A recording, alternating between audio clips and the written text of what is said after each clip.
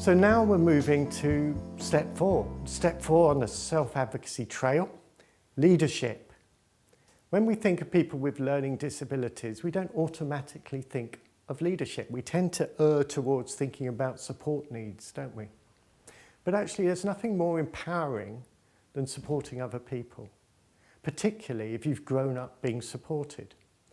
If you can move through self-advocacy to actually advocating for others, that's a great move. It can build your self-confidence and your self-esteem. You start making a contribution and your self-worth shifts considerably in the process. So how do we take the road to leadership? Well, often we're doing multimedia advocacy work in teams, and there are lots of small, crucial skills in the multimedia advocacy process. I would emphasise none of them are really challenging. They're all small skills that young people in particular are likely to be particularly adept at.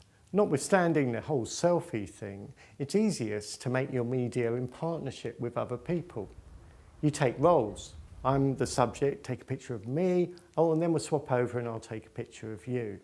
As we do it, we're helping each other. We're shifting to using a whole range of different skills, and everybody in the room can contribute in different ways. That can often be a very fertile bed from which to grow new types of advocacy. We've seen some terrific examples of leadership at work with people with learning disabilities using multimedia advocacy approaches over the years. For example, a school where the young people with learning disabilities teach their parents how to build wiki websites. Another example might be people sharing parts of their multimedia advocacy portfolios, and in the process giving guidance to other young people about how to make this difficult transition to adulthood.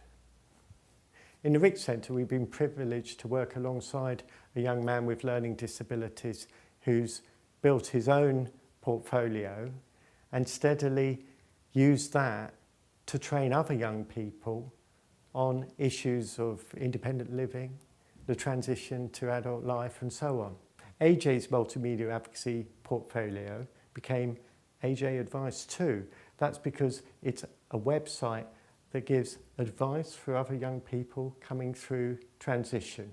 Advice on issues like work, on holidays, on love, on life. That's leadership. That's young people moving from being supported to supporting others, from being self-advocates through to being advocates for people with learning disabilities in the wider society. AJ was part of a team of young people with learning disabilities from all across Europe who ended up building a multimedia advocacy portfolio with which to talk to members of European Parliament in Brussels about their interpretation of inclusion. They used a wiki, which they created just in a one-day workshop, to make an hour-long presentation in which people with learning disabilities from 7 different language communities shared their experience of what it meant to be included. Their presentation to MEPs in Brussels was a fantastic example of self-advocacy.